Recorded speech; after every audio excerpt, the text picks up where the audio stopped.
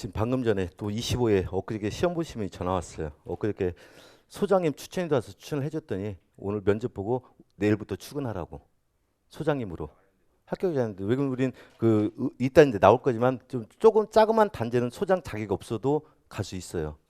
자격증 없어도 갈 수 있지만 경력은 인정합니다. 나중에 경력이 있어 우리가 사가 될 수 있는 경력 인정받는 게 있어요. 50세대 이상부터는. 그래서 소장 나갔다고 추천해 줘서 갔습니다. 근데 그분은 동영상으로 공부하시는데 그분이 나한테 그러더라고. 동영상 들으면서 대답 열심히 했다고. 그래서 추천해 줬습니다. 해줬어요. 이게 그 취업 방향이 여러 가지 방향이 있어요. 근데 제가 너무 힘들어요. 지금 7월 달부터 2차 집중반 하고 또 지금부터 이제 12월 달 말일 12월 달까지 토요일 일마다 본사 애들 본사서 연도 지원해 줘야 돼. 막 자소서 이력서 첨삭해 주고. 근데 저도 50대 중반이거든요. 나이가 있다니까 막 힘들어갖고 지금 내년도는 안 할까 생각 중이야. 내년도 포기하고 그냥 내 개인 생활을 누릴까. 그렇게 하면 될까 안 될까? 그럼 여러분들 취업 쉬워져 어려워져? 어려진데 여러분들이 수업 시간에 분위기 보고 내년도 지원할까 안 할까 제가 결정할 겁니다. 그러니까 대답 잘하세요.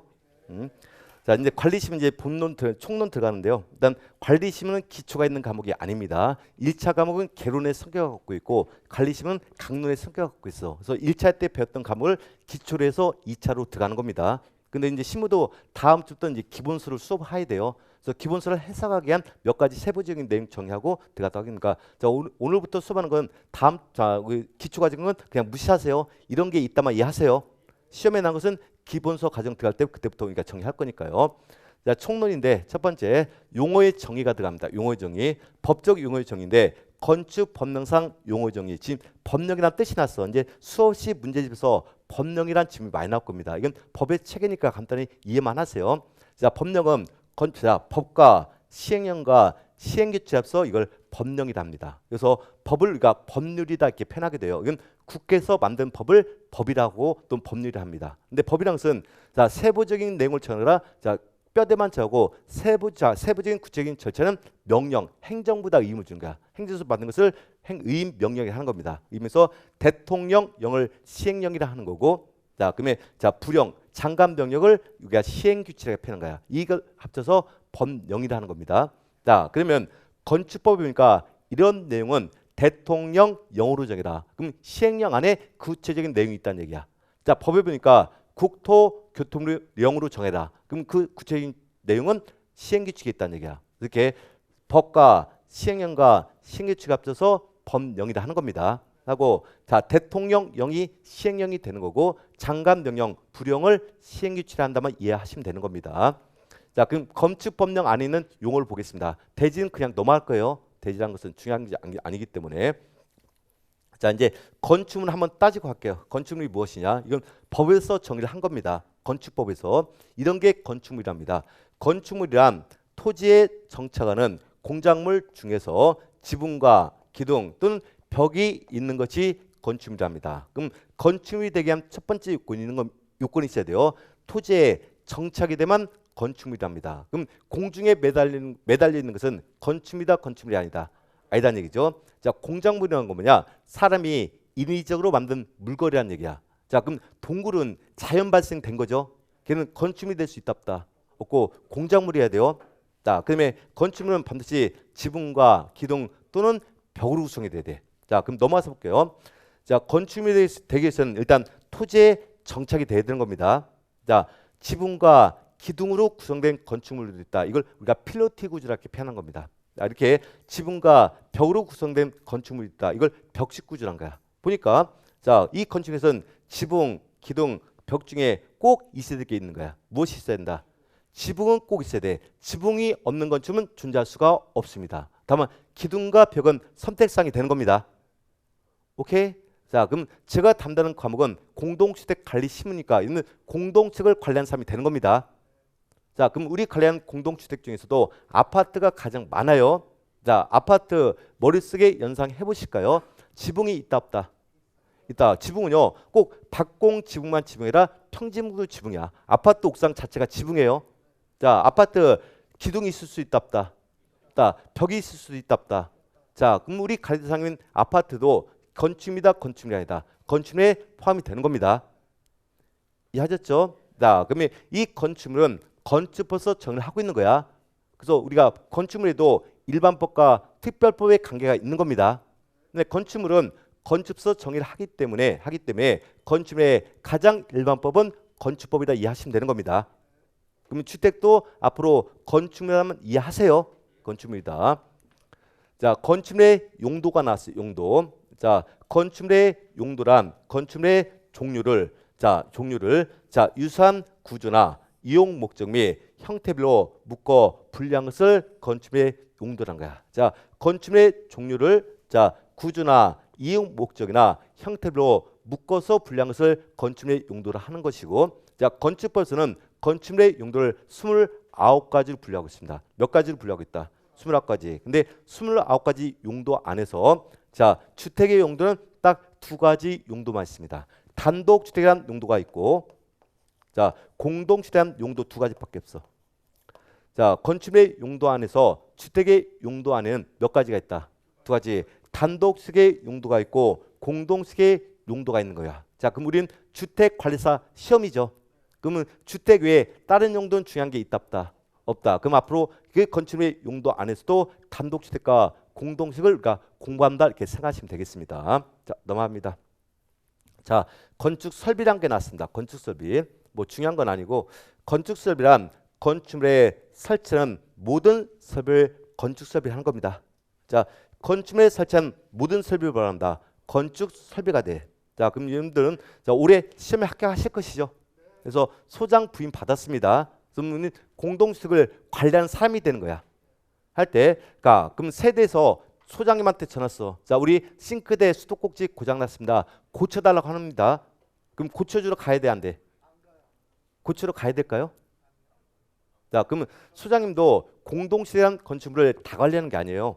자, 그 세대 안에서 발생된 문제는 세대 안에 살고 있는 사람이 자기 책임하에 자기 비용으로 우리가 관리하는 거야. 그러면 관리하는 사람은 관리소장님은 공용물을 관리하는 겁니다. 세대 관리하는 사람이 아니에요. 공용물을 관리하는 거야. 그럼 건축설비는 입주민들이 다 이용하는 시설이죠. 그러면 전유부분이다, 공용부분이다. 공용부분이야. 그래서 소장님이 이 건축설비를 우리가 관리하는 사람이 되는 겁니다. 그럼 우리 관리 대상물이 아니다. 관리 대상물이 되는가 건축설비는. 그래서 건축법에서는 이걸 건축설비를 분류하는 겁니다. 건축설비. 그다음에 주택법에서는 이 건축설비를 부대설로 분류해버려. 그다음에 공동주택관리법에서는 이 부대설이 공동주택에 포함이 되는 겁니다. 그럼 결국은 최종적으로 건축설비는 관리 사무 중에 관리 대상 목적물이다 기억하시면 돼. 그래서 나중에 전기 어떻게 설치하고 어떻게 관리할 거냐, 순간기 어떻게 설치하고 관리할 거냐, 소방 어떻게 하는 거냐, 그 내용을 하나하나 이렇게 관리 설비의 가능성을 배워간다 생각하시고, 건축설비도 우리 관리 대상물이라만 기억하세요. 우리가 관리한다 안 한다? 한다. 자, 이제 지하층이 나왔어. 지하층 많이 들어봤죠? 어떤 층이 지하층일까요? 주차장? 뭐 주차장이 지하층이 될 수 있는데 법에서 정의하고 있는 겁니다. 이런 게 지하층이랍니다. 자, 지하층은 건축물의 바닥이 지표면 아래에 있는 층이어야 돼. 하지만 이유권을 충족하는 거야. 층으로서 바닥에서 지표면까지 평균 높이가 해당 층 높이, 이걸 층고라는 겁니다. 층고의 2분의 1 이상이 되면 그걸 지하층으로 분류하겠답니다. 자, 그럼 일단 바닥은 지표면 아래 있어야 돼요. 자, 바닥이 지표면 아래에 있다고 해서 무조건 지하층이 아닌 거야. 자, 바닥부터 지표면까지 평균 높이가 해당 층고의 얼마 이상이 될 때 2분의 2 이상이 되면 지하층이야. 그러면 층고의 2분의 1 미만이 되잖아. 그럼 그 지하층이 아니라는 뜻이 되는 겁니다. 이해하셨어요? 자, 그럼 이게 중요한 게 아니라, 자, 그럼 우리가 하나의 건축물의 층수를 얘기할 때 몇 개 층짜리 건축물이다 이렇게 개층이라 설명하는 경우도 있고, 몇 층짜리 건축물이다 이렇게 층이라 표현하는 것도 있죠. 자, 개층과 층은 같은 개념입니까? 다른 개념입니까? 다른 개념이야. 지금 여기 보니까 얘는 지상에는 3개 층 있죠. 지하는 2개 층 있지. 자, 우리가 이 건물을 몇 개 층이라 표현할 때는 지하층을 포함해서 이걸 5개 층이라는 거야. 몇 개 층한다? 5개 층. 근데 층이란 것은 전체를 뜻하는 게 아니에요. 얘는 지상 3층, 지하 2층짜리 건축물이 되는 거야. 이 건물은 지상 몇 층? 3층, 지하 2층. 개층할 땐 5개층짜리 건축이나 표현한 겁니다. 그래서 개층과 층은 엄연히 다른 개념이에요. 자, 그럼 우리가 다음 주에 주택을 층수 갖고 분류할 거야. 아파트가 어떤 층수냐, 연립주택이 어떤 층수냐, 그땐 개층이나 표현합니다. 개층. 계층. 그럼 결국은 지하층을 포함하는 층수를 갖고 있다는 뜻을 갖고 있는 겁니다. 그래서 이렇게 계층과 층이라고 표현한 것은 엄연히 다른 개념을 갖고 있는 거예요. 이해만 하시고 넘어가는 겁니다. 그래서 이 건물은 몇 개층짜리 건축물이고 5개층, 몇 층짜리? 지상 3층짜리 건축물이 되는 겁니다. 개념이 다른 개념이에요. 자, 넘어갑니다. 자, 거실이란 용어가 나오는데 그냥 이해만 하세요. 자, 거실이란 건축물 안에서, 즉 실내 공간이라는 얘기입니다. 안에서 거주, 직무, 작업, 집회, 오락, 그 밖의 이와 유사한 목적을 위하여 상대는 방을 거실한 거야. 자, 그러면 거주, 직무, 작업, 집회, 오락의 목적이 아닐 땐 거시다, 거실이 아니다. 거실이 아니라는 얘기죠. 그래서 하나의 실내 공간에서도 거실에 대해서는 반드시 상시적이고 지속적으로 사용하는 방이 거실이 되는 거고, 자, 일시적인 사용이나 통과에 사용된 공간은 거실이 아니라는 얘기야. 자, 그 때문에 이건 이윤상 분리하는 겁니다. 자, 건축의 실내 공간에서도 거실에 포함된 방은요, 거주, 직무, 작업, 집회, 오락의 상대방은 거실이 되는 겁니다. 그렇지만 현관이나 복도나 다락, 창고, 화장실의 용도 사용자, 그건 거실에서 빠지는 겁니다. 이해하셨죠? 자, 그럼 부엌은 거실일까 거실이 아닐까? 취사 작업이니까 거실이 되는 거지. 침실도 거실이 되는 겁니다. 그렇지만 현관, 복도, 다락, 창고, 화장실은 거실에 포함되지 않습니다. 그럼 어떤 경우 면적을 산정할 때 거실 면적만 산정하는 경우 있단 말이야. 그땐 위에 면적만 산정하는 뜻이고 밑에 면적은 빼준다는 뜻을 갖고 있는 겁니다. 그래서 이렇게 실내 공간도 거실인 방이 있고 거실이 아닌 것으로 구분해서 표현하고 있습니다. 자, 주요 구조문 넘어갑니다. 나중에 별도 설명할 기회가 있기 때문에요. 자, 이제 건축이란 용어가 났어. 건축. 이건 좀 중요한 내용인데요. 자, 우리가 사회에서 일반적으로 건축이라 할 땐 어떨 때 건축이라 표현합니까? 새로 만드는 걸 우리가 건축이라 하죠. 근데 이 안에는 5가지 행위를 건축이라 표현합니다. 몇 가지 행위를? 5가지. 자, 법에서 정의하는 겁니다. 건축이란 건축을 신축, 증축, 개축, 재축 또는 이전한 것을 말한다. 그럼 건축 안에는 신축도 포함되고 증축도 포함되고 개축도 포함되고 재축도 포함되고 이전도 포함되는 거야. 그래서 신축은 새로이 축조한다. 신축. 증축은 규모를 증가시켜서 축조한다. 증축. 개축은 개량하게 해서 축조시켰다. 개축. 재축은 뭐냐? 재해를 당해서 축조시켰다. 재축. 이전 옮겨간다 해서 이전에 패는 거야. 그래서 5가지를 무엇이란다? 건축. 5가지 분류하는 겁니다. 계략적인 뜻만 이해하세요. 자, 신문이 중요한 게 아니기 때문에. 다만 이제 이걸 알아야 나중에 공주법상 어떤 절차에 따라 허가받고 신관지 내용을 그러니까 이해할 수 있기 때문에 그런 겁니다. 자, 신축이란 건축물이 없는 대지, 건축물이 있는 대지 없는 대지, 없는 대지야 돼요. 대지에 새로 건축물 축조한 게 신축이야. 이게 가장 기본 개념이에요. 근데 가려고 보니까 기존 건축물이 해체나 멸치된 대지, 해체한 것은 사람이 인위적으로 없애는 걸 해체, 멸실은 자연재해에서 없어진 걸 멸실한 거야. 그럼 기존 건축물이 있었다 없었다? 있어. 해체나 멸해서 건축물이 없어진 겁니다. 없애고 축조하는 것도 신축 개념을 갖고 있어요. 근데 가르고 또 있습니다. 부속 건축물만 있는 대지. 그럼 이 대전에 현재 부속 건축물만 있는 겁니다. 있는 대지에 주된 건축물 축조시켜도 신축에 포함돼요. 포함되고 또 단서가 또 있죠. 개축 또는 재축한 것을 제한 것을 말한 데 있어. 신축도 굉장히 복잡하죠. 그러니까 신축은 이렇게 3가지로 나눠진답니다. 몇 가지로? 3가지. 그럼 하나하나 뜻 설명하겠습니다. 그림으로. 현재 행위전인데 이 대전에 현재 건축물이 없는 대지가 있는 겁니다. 근데 건축물을 새로 이렇게 축조를 했어요. 무엇이 된다? 신축. 신축이에요. 현재 A 대전에 기존 건축물이 있는 거야. 근데 현재 100제곱미터인 건축물이 있습니다. 면적이. 자, 그걸 해체는 것은 사람이 인위적으로 다 없애버리는 겁니다. 멸실은 자연재해에서 다 없어진 거야. 없어졌어요. 그럼 대지 안에 건축물이 없어졌죠. 없는 상태에서 종전보다 규모를 크게 축조하면 신축이 돼버려. 종전 규모 범위다 더 크게 축조한 거다. 크게. 자, 100제곱미터를 완전히 해체시켰습니다. 해체시켰는데 똑같은 규모에서 100제곱미터로 우리가 축조가 되잖아. 걔는 개축이 돼버려. 개축. 자연재해에서 100제곱미터 다 멸시됐습니다. 자, 100제곱미터로 축조하면 재축이 돼. 자, 해체나 멸시돼도 종전 규모보다 더 크게 축조가 되면 신축이라 인정하는 겁니다. 신축, 종전보다 크게 종전 규모 범위 안에서 크게.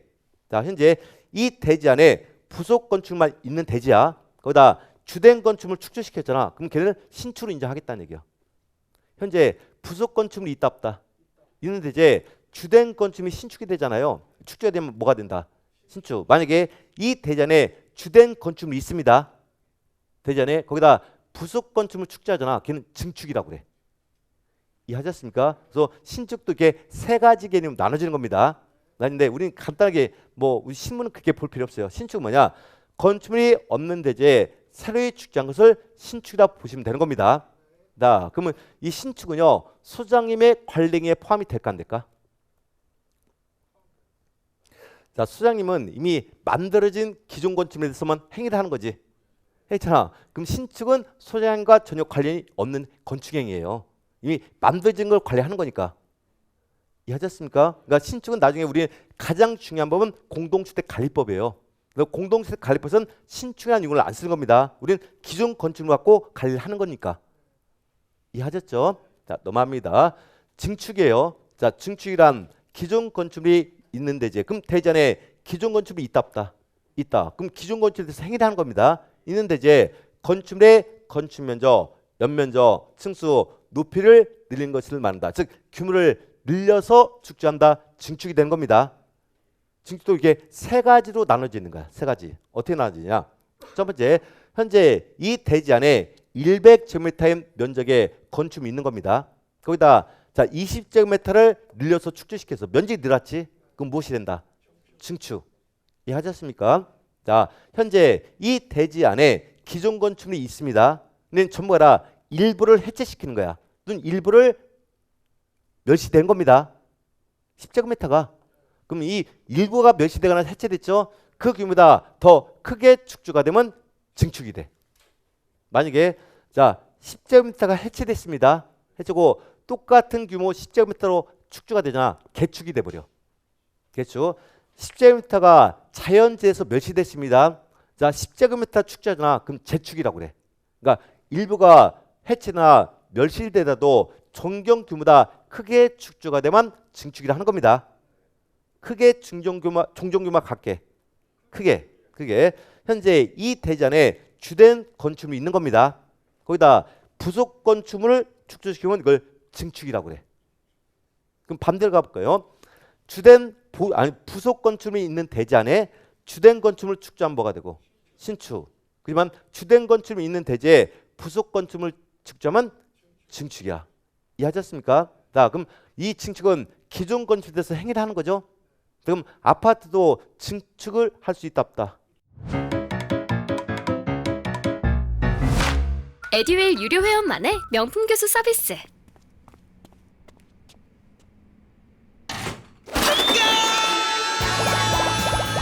합격이 쉬워지는 명품 교수님 혜택. 오직 에듀윌 유료 회원에게만. 에듀윌. 있다. 우리는 주차장 면적 늘리면 증축이 되는 겁니다. 그럼 나중에 공동주택 관리법이니까 증축은 소장님의 관리행위에 포함이 되는 겁니다. 기존 건축에서 행위를 하는 거니까. 그래서 나중에 공동주택을 증축할 때는요. 자, 시군청에 허가를 받거나 신고해야 돼. 기준에 따라. 그래서 우리 관리행위에다 기억하시면 되는 겁니다. 근데 어렵게 이렇게까지 자세히 하는 게 아니라 기존 건축물의 규모를 늘려서 축소한 것을 무엇이 한다? 증축이라면 이해하시면 되는 겁니다. 증축. 자, 개축이라는 용어 나왔어요. 개축. 자, 개축이란 기존 건축물. 얘는 그럼 대지 안에 기존 건축물이 있다는 얘기죠. 자, 전부 또는 일부를 해체하고 해체한 것은 사람이 인위적으로 없애겠다는 얘기입니다. 자, 해체하고 그 대지의 종전과 같은 규모 범위에서 건축물을 다시 축소한 것을 개축이라는 거야. 종전 규모 범위에서 축소했다 뭐가 된다? 개축. 자, 그럼 사람이 왜 인위적으로 해체할까? 더 좋게 개량을 목적으로 축소해서 개축이 되는 겁니다. 개량을 목적으로 다시 축소했다 뭐가 된다? 개축. 자, 보실까요? 자, 그럼 얘는 뭐하냐? 이 대전에 현재 100제곱미터인 건축물이 있습니다. 이걸 전부를 해체시켜 버렸어. 해체해서 만약에 전부를 해체시키고 110제곱미터로 축소했습니다. 걔는 뭐가 되고? 신축. 전부 해체했을 때는 종점다 클 때는 신축. 자, 일부를 해체시켰습니다. 자, 해체된 보다 더 크게 축소가 되면 증축. 근데 종전 규모와 똑같은 범위에서 축소할 때 개축이라 하는 겁니다. 그럼 개축도 기존 건축에 대해서 행위를 하는 거죠. 그럼 소장님의 관리행위에 포함이 될까 안 될까? 포함이 되는 겁니다. 관리 범위에 포함돼요. 기존 건축에서 행위를 하는 거니까. 자, 재축이에요. 재축. 자, 재축이란 건축물이 천재지변이나 그 밖에 재해로, 여긴 재해가 나오는 겁니다. 재해로 멸시된 경우, 우리가 해체하는 것은 인위적으로 없애는 걸 말하는 거고, 멸시는 재해에서 없애는 걸 멸시하는 겁니다. 멸시된 그 대지에 다음 요건을 모두 갖춰 다시 축조하는 것을 재축. 그래서 얘도 똑같이 종전 규모 범위 안에서 축조가 된 거야. 그래서 재해를 당해서 축조했다 해서 뭐가 된다? 재축. 그럼 보세요. 자, 얘도 자, 이 대전에 100제곱미터인 건축물이 있어. 재해에서 전부가 멸시됐습니다. 멸시돼서 110제곱미터로 축조가 됐어. 신축. 자, 일부 10제곱미터만 멸시됐습니다. 이걸 20제곱미터 축조하면 증축. 근데 종전규모 범위에서 축조할 때 재축. 그래서 재해를 당해서 다시 축조했다 뭐가 된다? 재축. 그럼 재축도 소장님의 관리액에 포함이 되는 겁니다. 이해하셨죠? 자, 이전입니다. 자, 이전이란 건축물의 주요 구조물을 해체하지 아니하고 같은 대지에 다른 위치로 옮긴 것을 말한다. 그럼 얘는 같은 대지에서 옮겨가는 걸 의미하는 겁니다. 그럼 다른 대지로 옮겨가는 것은 이전이 아니라는 얘기지. 그럼 다른 대지로 이전되면요, 그 이전된 토지에서 증축이 될 수도 있고 신축이 될 수도 있는 겁니다. 네, 쉽게 말해서 우리 기본적으로 아파트 15층짜리 아파트가 있습니다. 걔를 들어서 이전할 수 있다 없다? 없습니다. 아파트는 이전이 있을 수가 없어요. 그래서 뭐 단독주택 뭐 1층짜리 뭐 목조주택 정도 이렇게 떠서 옮기는 걸 의미하는 거야. 이해하셨죠? 자, 그럼 건축행위 중에서 5가지에서 소장의 관리행위에 포함된 건 3가지밖에 없어. 증축, 개축, 재축. 이 3가지는 건축행위에도 소장과 관련 행위라만 이해하세요. 나머지 신축과 이전 우리가 알 필요 없다. 이미 소장은 기존 건축에서 행위를 하기 때문에 그렇게 이해하고 넘어가는 겁니다. 그래서 새로이 축조했다 뭐가 된다? 신축. 그래서 증가시켜 축조한다. 증축. 자, 개량을 목적 축조한다. 개축. 자, 재해를 당해서 축조한다. 재축. 그럼 옮겨간다. 이전 그런 게 있는데 우리는 증축, 개축, 재축만 이해하시면 되는 겁니다. 자, 대수선은 용어하는 데는 굉장히 어려운 용어야. 어려운데 그냥 익히 하시면 돼요. 자, 대수선이란 건축의 기둥, 보, 내려뼈, 주 계단 등의 구조나 외형틀을 변경하거나 증상한 것을 말한다. 그럼 이렇게 얘기했어요. 뭐 어렵게 생각하고 하나의 건축물을 크게 수선한다. 대수선이야. 크게 수선한다고 한다. 그럼 얘도 기존 건축에서 행위를 하는 거죠. 수선의 관리에 포함되는 겁니다. 하지만 대수선은 건축이 아니에요. 대수선은 건축이 아니다. 아니고 하나의 그냥 행위라고만 기하시고, 자, 크게 수선한다 보셔야 된다. 대수선. 그래서 나중에는 대수선도 소장님의 관리에 포함이 되는 겁니다. 하고 넘어가요. 넘어갑니다. 쭉 넘어가고, 자, 리모델링은 이따 주택버스 별도 설명할 거예요. 자, 건축주란 용어 나왔는데 그거 어렵게 설명하지 않겠습니다. 자, 앞으로 건축주란 용어가 나올 것이고, 자, 사업주란 용어가 나올 겁니다. 사업주체. 이건 건설업자들 표현할 때요, 법에 따라 건축주 또는 사업자 표현하는 겁니다. 자, 만약에 우리가 현재 아파트를 건설하라고 그래. 건설. 아파트를 건설할 때는요, 건축법에 따라 건설하는 경우도 있고, 자, 주택법에 따라 건설하는 경우 나눠져요. 그 절차가 달라집니다. 자, 아파트는 건축법에 따라 건설할 수도 있는 거고, 자, 주택법에 따라 건설할 수 있어요. 근데 일반적으로 세대수를 3세대를 규정합니다. 몇 세대? 3세대에서 3세대 미만의 아파트를 건설하잖아요. 근데 건축법에 따라 건축 허가를 받아야 돼. 허가를 받고 건설합니다. 그럼 입주를 하기 위해서 우리가 중공검사를 받아야 돼. 근데 건축법상 중공검사는 사용 승인을 받는다 그래. 그래서 건축법 적용대상 공동식을 건설하잖아요. 근데 건축 허가를 받고, 자, 사용 승인 받고 입주를 하는 겁니다. 근데 3세대 이상부터는요, 주택법에 따라 건설해야 돼. 그때는요, 자, 사업계획 승인을 받고 건설한다고 그래. 이건 건축 허가를 받는다 했지. 근데 주택법에 따라 건설할 때는 사업계획 승인을 받는 겁니다. 최종적으로 중공검사로서 사용 검사, 받고 입주가 시작된 거야. 그래서 편익 달고 절차가 달라지는 겁니다. 그 아파트를 건설하더라도 건축법에 따라 건설 대상이 있는 거고 주택법에 따라 건설 대상이 있는 겁니다. 자, 그럼 이렇게 얘기하시면 돼. 건축주란 건축법에 따라 건축물 건설한 자를 건축주. 건축법에 따라 건축물을 건축한 업자를 말한다. 건축주. 자, 주택법에 따라 건축물을 건설한 자를 사업주체를 하는 겁니다. 그렇게만 이해하자. 자, 건축법에 따라 건축물을 건설한 업자를 말하시라고. 건축주. 자, 주택법에 따라 건축물 건설한 업자를 사업체를 한다만 이해하시면 되는 겁니다. 신문 이런 절차가 안 나오는 거니까. 근데 다음 주엔 사업체가 자주 등장할 거예요. 그러니까 이런 개념이 있다만 이해하시면 되는 겁니다. 쭉 넘어가고 이제 발코니가 났어. 근데 여러분 아파트는 발코니가 있을까 베란다가 있을까? 베란다가 있는 거죠. 자, 아파트는 베란다가 아니라 발코니가 있습니다. 베란다는 발코니와 다른 개념이에요.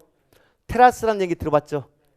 자, 그럼 테라스, 발코니, 베란다는 어머니 다릅니다. 이따 그림 보고 설명해 줄 거예요. 어떻게 다르냐? 자, 발코니란 건축물의 내부와 외부를 연결하는 완충 공간으로서 전망이나 휴식 등의 목적으로 건축물의 외벽에 접하여 부가적으로 설치한 공간을 발코니인 외벽에 부가적 설치해야만 발코니가 되는 겁니다. 자, 그러면 얘는 원칙은 발코니는 전망이나 휴식의 목적으로 이용하는 거예요. 다만 이 경우 주택에 설치되는 발코니로서 기준에 적합한 발코니는 필요에 따라 거실, 침실, 창고 등의 용도에 사용했다. 이걸 거실을 확장한다 이렇게 표현하는 겁니다. 오케이? 자, 그럼 지금부터 자, 발코니는 반드시 외벽에 접하여 부가적으로 설치한 공간이 발코니지 베란다가 아닌 겁니다. 자, 무슨 얘기냐? 자, 우리 하나의 건축물이 있어요. 자, 1층을 성토나 데크를 깔아놓고 이렇게 전망이나 휴식대의 목적으로 사용할 때 이걸 테라스라고 그래. 1층을 성토나 데크를 깔아서 넓게 만들잖아요. 그걸 전망이나 휴식의 목적으로 이용한다. 그걸 뭐란다? 테라스. 발코니란 건 뭐냐? 건축의 외벽에 부가적으로 설치를 하는 겁니다. 그래서 전망 등의 목적을 할 땐 발코니. 자, 베란다는 뭐냐? 자, 베란다는 자, 아래층 천장을 전망이나 휴대의 목적으로 하는 게 베란다야. 그럼 얘는 어디에 부착돼 있어? 외벽. 얘는 아래층의 천장을 이용한 것을 베란다를 하는 겁니다. 오케이? 그러면 지상층에 옥상 있죠? 옥상을 이용할 때도 이걸 옥상 광장에 하는 겁니다. 오케이? 자, 그럼 아파트는 베란다가 아니라 우리나라 구조는 다 발코니밖에 없습니다. 우리나라 아파트 구조는 발코니밖에 없어요. 그러니까 앞으로 베란다 용어 쓰지 마세요. 한 번도 안 나올 거니까. 우리는 뭘로 써라? 발코니라 써야 돼요. 이게 생활 습관이니까 이 발코니가 실제로 벗겨서 주한식 갔어요. 갔는데 공부할 땐 발코니라 했는데 습관적으로 베란다니까 이걸 베란다라 쓰고 틀린 분이 계셔. 그러니까 앞으로 오늘 집에 가서 우리 식구들 다 통일시키세요. 뭘로? 발코니로 가르쳐 주라고요. 응? 그 앞으로 신랑한테 자 빨래 걷어오라도 베란다에서 걷어오지 말고 발코니 가서 걷어오라 얘기하세요.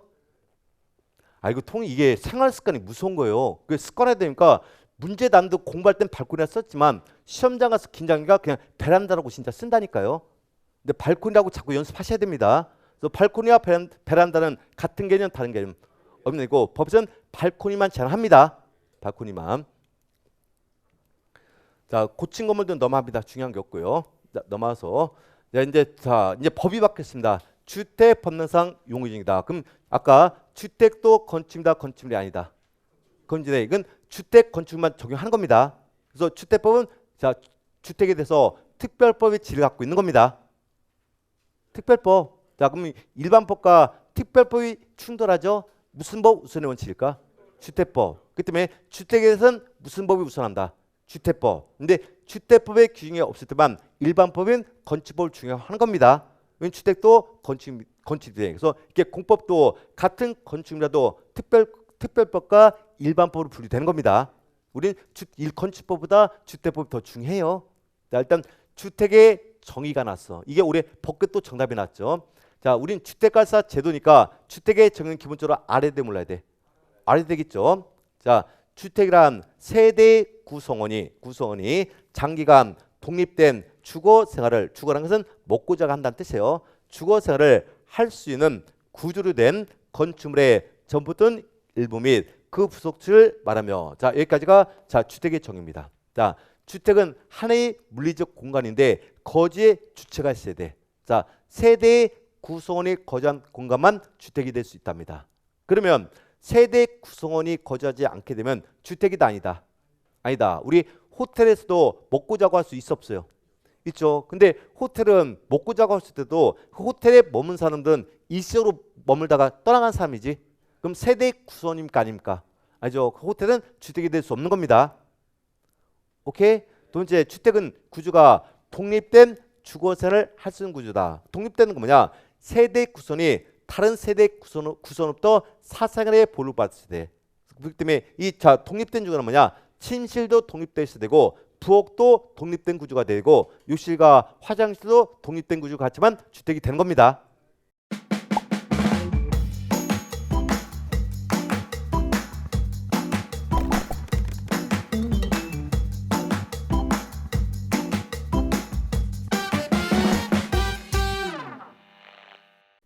모든 게 독립된 구조 돼 있어야 되는 거야. 자, 그러면 우리 생활 주변에 기숙사라는 게 있죠. 기숙사. 자, 기숙사도 먹고 자고 다 할 수 있지. 자, 기숙사는 특이한 게 이 건축법에서는요. 자, 기숙사도 하나의 건축물이죠. 근데 건축법에서는 얘를 공동주택으로 분류해 줍니다. 공동주택으로 분류해 줘. 근데 주택법 보니까 기숙사는 침실은 독립돼 있지만 화장실이나 또는 부엌은 독립된 구조가 아니지. 공동치사를 갖고 있잖아. 그럼 독립된 구조도 아니다. 아니죠. 그래서 주택법에서는 준주택이지 공동주택에 해당하지 않습니다. 그래서 이렇게 법에 따라 종류가 달라지는 겁니다. 기숙사는 건축에서는 공동주택에 포함이 돼요. 근데 독립된 구조도 아니다. 아니다. 근데 주택법상 주택은 독립된 구조를 갖고 있어야 돼요. 그러니까 주택법은 기숙사를 주택으로 인정하지 않습니다. 준주택으로 달리 표현해 주는 거야. 그래서 독립된 구조 갖고 있어야 돼요. 자, 주택도 지붕과 기둥과 또는 벽이 있습니까 없습니까? 이제 건축물이야. 건축의 전부가 될 수도 있고 일부도 될 수 있는 겁니다. 자, 전부가 된다는 건 뭐냐? 자, 단독주택이란 건축물이 있어. 단독주택은 이 건축물의 소유권이 하나만 인정이 돼 버려요. 그러니까 전부가 되는 겁니다. 자, 일부가 된다는 것은 무슨 뜻이냐? 자, 아파트를 볼까요? 아파트는 501호하고 502하고 소유자가 같습니까 다릅니까? 다 이걸 구분 소유권이야. 그러니까 501호 이 자체의 일부도 주택이 될 수 있고 502호 자체도 일부가 주택이 될 수 있는 겁니다. 자, 그러면 우리 생활 주변에 보니까 주상복합 건축물 있죠? 자, 주상복합 건축물은 주택과 상가로 구성이 되어 있잖아. 상가는 주택이 아니다. 근린 생활은 주택이 아닌 겁니다. 그럼 이렇게 일부도 주택이 될 수 있는 겁니다. 그래서 주택은 전부 될 수 있고 일부 될 수 있는 거야. 근데 중요한 건 뒤에 숨어 있어요. 자, 부속 토지를 말한다 했어. 그럼 주택은 건축만이 아니라 부속 토지도 주택이 되는 겁니다. 그래서 부속 토지를 주택에서 제한돼서 실마법계 가치형대비 나왔었어. 자, 특이한 게 있어요. 자, 우리나라에서는 단독주택이 되든 공동주택이든 구입을 했습니다. 등기소 가서 등기할 때 몇 개를 해야 돼? 등기. 2개를 하죠. 건축물 등기, 토지 등기 따로따로 해야 됩니다. 아, 집 사면 등기 2개 해야 돼요. 건축물 등기 따로, 대지 등기 따로따로 해요. 아니에요? 그래서 대부분 우리나라에서는 등기를 2가지 하다 보니까 대부분 건축만 주택으로 생각하고 있단 말이에요. 근데 이 공법은 외국법을 뺏겨다 쓰는 거야. 근데 외국에서는요, 등기를 대지 등기 딱 하나면요, 건축물과 같이 이루어지는 거야. 그러니까 대지까지 다 주택으로 보는 겁니다. 앞으로 주택 안에는 부속 토지가 포함된다, 제외된다? 포함이 되는 겁니다. 그 이해하시고, 자, 그래서 이 요건을 갖지만 주택상 주택이 되는 거고, 이 요건을 충족하지 못할 땐 그냥 단순하게 건축물이지 주택이 될 수가 없다는 뜻을 갖고 있는 겁니다. 자, 그러면 주택법은 주택을 단독주택과 공동주택으로 구분하겠답니다. 자, 그러면 주택상 주택은 종류가 크게 몇 가지가 있다. 2가지, 단독과 공동주택 2가지가 있는 겁니다. 그러면 단독주택과 공동주택이 아닌 건 주택이 아니다. 아니다. 그래서 나중에 이런 주택이 날 거야. 노인 복지 주택이라는 용어가 날 거야. 그럼 얘는 주택이 붙었어? 안 붙었어요? 붙어있죠? 근데 아까 분명히 건축의 용도는 단독주택과 공동주택의 용도가 있다고 그랬지. 근데 이 노인복지주택은 단독주택과 공동주택의 용도가 아니라 노유자실의 용도야. 용도가 노유자실이에요. 그럼 얘는 주택이 아니다. 주택상 주택이 아닙니다. 이해하셨어요? 그래서 주택상 주택은 무슨 주택과 무슨 주택만 있다. 단독과 공동주택만 구분하는 겁니다. 세부적인 주택의 종류는 다음 주에 설명해 줄 거예요. 이런 게 주택이라면 이해하시고 주택도 건축물이 될 수 있기 때문에 주택법도 건축법도 적용되고 주택법이 적용되는 겁니다. 그러면 특별법은 무슨 법이 되고 주택법, 일반법은 건축법이 된다면 그 순서만 이해하시면 되는 겁니다. 자, 사업주체는 아까 설명했죠. 자, 주택법에 따라 건축물을 건축한 업자를 말한다. 사업주체 아까 설명했잖아요. 자, 건축법에 따라 건축물을 건설한 업자는 건축주. 자, 주택법에 따라 건축물을 건설하는 업자는 사업주체라만 이해하시면 되는 겁니다. 사업주체. 자, 주택조합 넘어가고요. 자, 주택단지는 설명하고 가겠습니다. 자, 주택단지란 주택건설 사업계획 또는 대지 조성 사업계획 승인을 받아 주택과 그 부대서 및 복리설을 건설하는 데 상된 일단의 토지다. 일단 토지는 하나의 단위의 토지입니다. 자, 무엇을 건설한 토지냐? 주택과 부대설과 복리설을 건설한 토지를 주택단지라고 그래. 그럼 수장님은 하나의 주택단지를 관리하는 사람이 되는 겁니다. 우리 주택단지 하고잖아. 그럼 수장님은 주택도 관리하고 부대설도 관리하고 복리설도 관리한다는 뜻을 갖고 있는 겁니다. 그럼 주택은 설명했죠. 지금 더 부대설과 복리설이 무엇인지 구분해 줄 겁니다. 근데 이 구분 문제가 법규에서는 해마다 나와. 근데 이거 종류가 수십 가지 있으니까 암기 못합니다. 섞었을 때 암기 못해. 그럼 개념만 이해하시면 문제를 풀 수 있는 겁니다. 자, 이렇게 얘기하시면 돼요. 단지에 꼭 있어야 되고 없으면 사람이 살기 어려운 것은 다 부대설이야. 꼭 있어야 되고 없으면 살기 어려운 것은 무엇이다? 부대설. 자, 있으면 편하지만 없어도 그냥 살 수 있는 것은 복리설 분류가 되는 거야. 이해하셨어요? 그럼 제가 책 보지 마시고 제가 부른 게 뭔지만 생각해 보세요. 자, 관리사무소 꼭 있어야 될까 없어야 될까? 자, 우리를 위해서 있어야지. 관리사무소 없으면 우리가 공부할 의미가 없잖아. 그럼 무슨 시설? 부대시설. 자, 경로당 꼭 있어야 될까요? 없어야 되죠. 그 노인분들 경도 안 가고 집에서 편히 있는 게 더 낫지. 겨울에 낙상사고 없고 없어도 살 수 있잖아. 무슨 시설? 복리시설. 자, 주차장 꼭 있어야 됩니까? 있죠. 주차장 없으면 차 머리에 이고 있을 수 없잖아. 그럼 무슨 시설? 부대시설. 자, 어린이 놀이터 꼭 있어야 됩니까? 있어야 돼요? 없어도 애들 집에서 뛰어놀면 되지. 어린이도 없다고 못 사는 거 아니에요. 살 수 있어요. 층간소음 바닥 두껍게 만들고 카페트 깔으면 되지. 복리시설. 자, 단지 안에 도로 꼭 있어야 될까요? 있죠. 도로 없으면 사람 통행을 못 하잖아. 무슨 시설? 부대시설.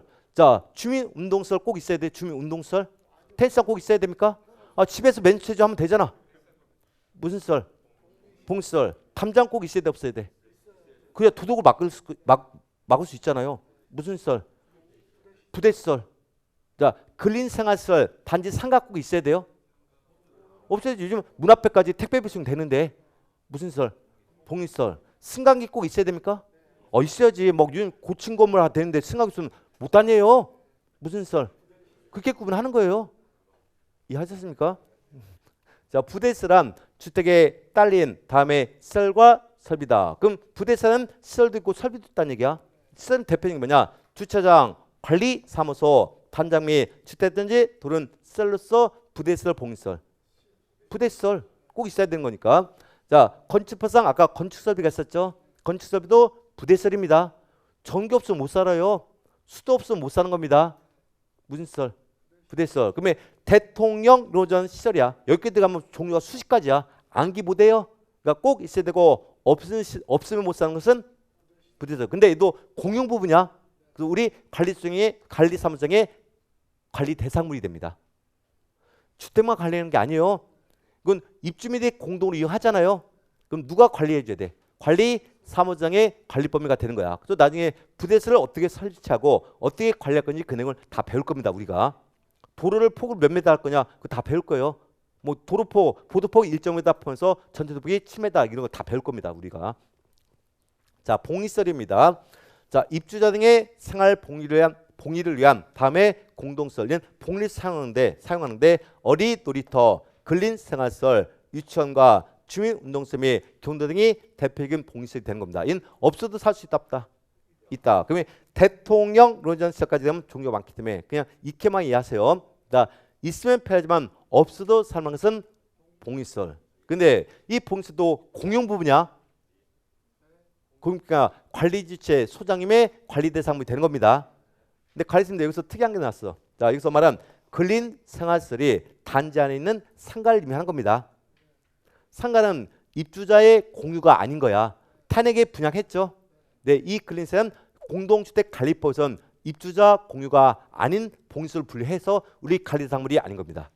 그리고 나머지가 우리 관리 대상물 목적물이 되는 거예요.